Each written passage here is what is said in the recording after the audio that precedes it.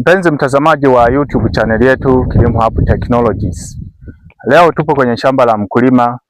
Shamba hili lipo kijiji cha Mlanda, kata ya Namhula, wilaya ya Bunda, mkoani Mara. Leo hii tumekuja kumtembelea huyu mkulima ambaye tulianza naye bega kwa bega, tukawa tukiongea naye tukimpa maelekezo, lakini na kumtembelea mara kwa mara kwenye shamba lake. Tulianza naye katika ushauri wa kitaalamu mara tu alipofikiria wazo la kuanzisha mradi wa kilimo cha mihogo. Tulimshauri kuhusiana na mbegu bora, lakini tulimsaidia kufanya utafiti wa soko ili kujua mahitaji ya wateja kwa maana ya walaji. Tukagundua kwamba maeneo haya wateja wengi wanahitaji mihogo kwa ajili ya kusaga unga, yaani kwa ajili ya kutengeneza unga, lakini wanahitaji pia mihogo kwa ajili ya kupika. Kwa maana hiyo wanahitaji mbegu ambayo mihogo yake inaiva vizuri. Kwa hiyo baada ya kupata majibu hayo kutoka kwa walaji wetu kwa maana ya wateja, ndipo tulipokaa na mkulima huyu na kumshauri mbegu ambayo inaendana na mahitaji ya walaji wa sehemu husika. Kwa hiyo tukamshauri atumie mbegu aina ya TZ130. Mbegu hii ni mbegu ya kisasa, ni mbegu ambayo inakomaa kwa muda mfupi, yaani ndani ya miezi 6 mkulima unakuwa umeshavuna mihogo yako. Lakini mbegu hii cha mno zaidi inavumilia magonjwa hatari, kwa mfano michirizi kahawia ama michirizi kahawia, lakini kuna ugonjwa mwingine unaitwa batobato ya majani ya mihogo. Haya magonjwa mawili ndo yanasumbua zao la mihogo, na mkulima yoyote wa zao la mihogo haya magonjwa anayafahamu. Kwa maana hiyo hii mbegu ina uwezo wa kuvumilia hayo magonjwa. Kwa hiyo ni kutoa wasiwasi mkulima ama mtu yoyote anayefikiria kuwekeza mradi wa kilimo cha mihogo, mbegu hii iko vizuri. Mbegu hii chanzo chake inafanyiwa utafiti na kituo cha utafiti Ukiriguru.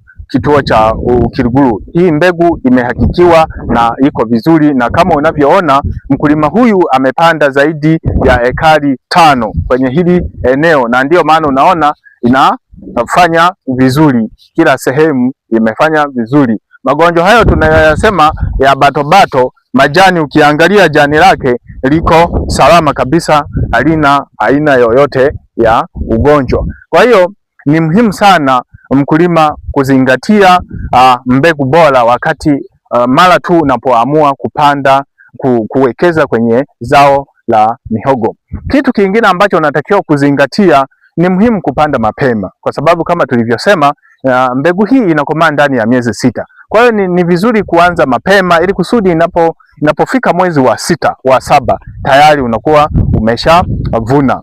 Kingine ni muhimu kuzingatia nafasi ya upandaji. Nafasi ya upandaji kwenye hii mbegu tunapanda mstari na mstari mita 1, yani sentimita 100, lakini mche na mche tunapanda sentimita 70 mpaka 100, inategemeana na aina ya udongo. Na ni vizuri pia kupima afya ya udongo ili kujua virutubisho vilivyomo, ili kusudi uweze kupanda nafasi sahihi, kwa sababu rutuba ya udongo ndo inayokuongoza wewe upande nafasi gani. Kama rutuba ya udongo ipo nyingi, ukipanda mihogo yako jirani sana hautapata. Kwa hiyo kama rutuba ya udongo ni nyingi, inabidi upande kwa nafasi sahihi inayotakiwa. Tunaweza tukaongea vitu vingi sana kuhusiana na hii mbegu ama kilimo cha zao la mihogo, lakini kama una ushauri ama unataka kuuliza swali ama unataka kushauri kuhusiana na zao la mihogo, unaweza ukatufikia kwa simu namba 0622 98 58 81 ama 0786 222 749.